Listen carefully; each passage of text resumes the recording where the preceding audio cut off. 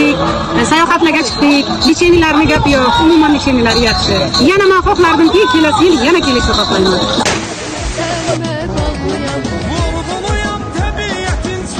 Xuddi sog'lomlashtirishdan balki Koreys qo'ynida burada O'zbekistonning go'zal joylarimiz bor, ammo boshqa respublikanikini ko'rish ham bir boshqa narsa ekan.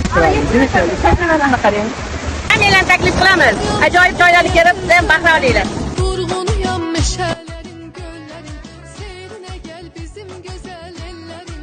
Öz eşkimle vatanime bağlıyam. Seyrine gel bizim güzel ellerin, öz eşkimle. Turumuzu sizlarga yoqdimi?